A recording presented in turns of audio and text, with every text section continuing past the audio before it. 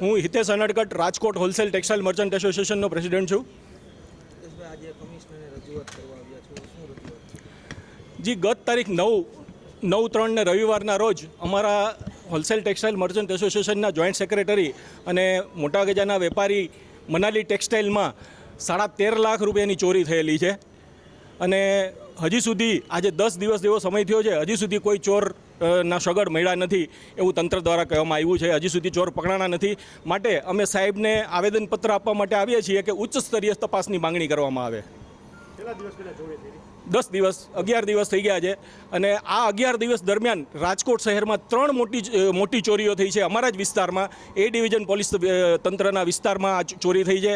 એથી વેપારીઓ અસલામતીની લાગણી અનુભવી રહ્યા છે. અમારા વિસ્તારમાં સીસીટીવી કેમેરા પણ નથી, માટે ચોરોને આવું મોકળું મેદાન મળી રહ્યું છે અને અમે એ પણ માગણી કરીએ છીએ કે લોક ભાગીદારીથી આ સમગ્ર વિસ્તારને કોર્ડન કરી અને સીસીટીવી કેમેરા લગાડવામાં આવે.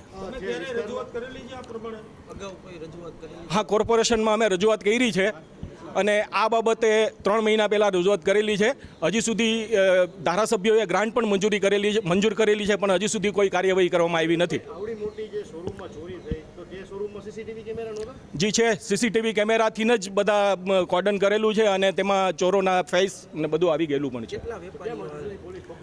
જી, હજી સુધી કોઈ કાર્ય મતલબ ચોરો પકડથી દૂર છે એવું છે. હજી સુધી અમને કોઈ એવી માહિતી નથી મળી. અમારી માંગ છે કે આ બાબતે ઉચ્ચ સ્તરીય તપાસની માંગણી કરવામાં આવે.